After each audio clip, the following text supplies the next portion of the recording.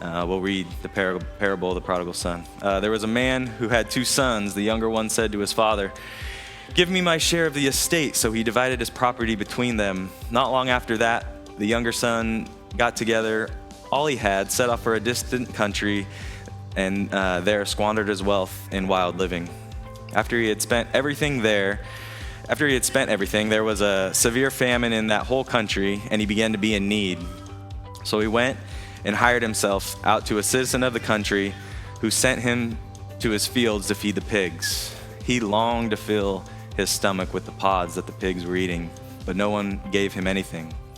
When he came to his senses, he said, "How many of my father's hired servants have food to spare, and here I am starving to death?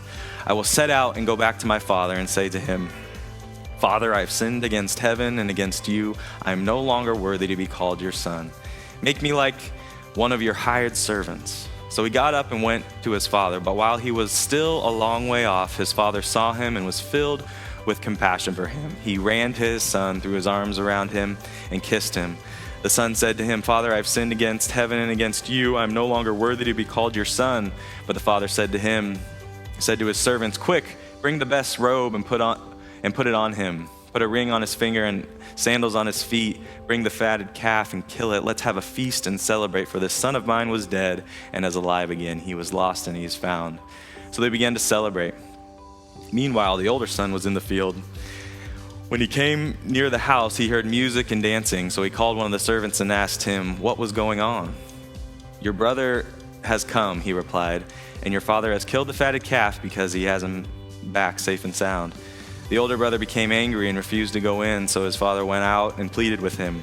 But he answered his father, 'Look, all these years I've been slaving for you, and I never disobeyed your orders. Yet you never gave me a young goat so I could celebrate with my friends. But when this son of yours, who has squandered your property with prostitutes, comes home, you kill the fatted calf for him?' 'My son,' the father said, 'you are always with me, and everything I have is yours.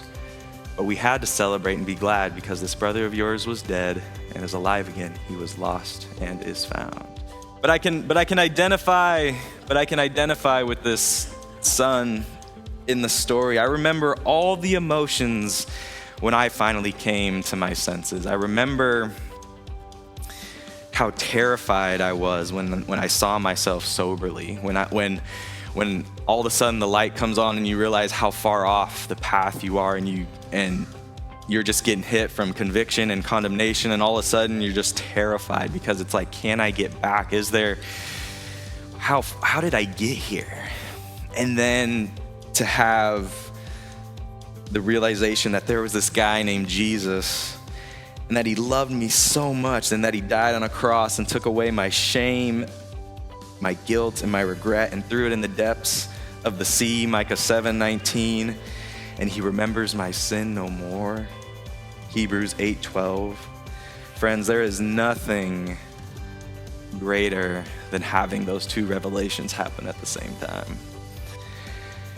And maybe if your kids go through it, maybe if your kids do that, maybe that's better. But man, for me, just on a personal level, there's nothing better than that. And so as I was mulling this sermon over and thinking about what I was going to prepare and deliver today, I just felt God convicting my heart and speaking to me. And it wasn't audible, but it was like he was telling me, "EJ, I think we got this grace thing kind of figured out." You see, that process that I just described to you was 12 years ago,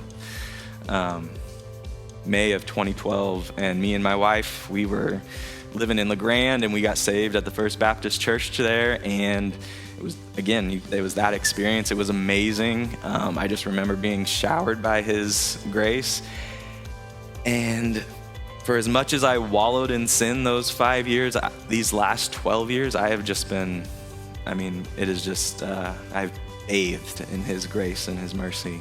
My children, my job. I try at every one of my kids' birthday parties to point out, like, this is Jesus, this isn't me. Sometimes we have a fun saying in our families, like, you can't put ingredients to make apple pie and get cherry pie. Like, you can't do that. Well, you can if Jesus is your oven. And I am living proof that you can make garbage pie and stick that thing in there, and He makes you smell like a rose. And so I sit before you here, a sinner saved by grace. But the route that I think that God was calling to me is saying, but because of that grace, what's your response? What are you going to do with the love and the mercy and everything that you've been given?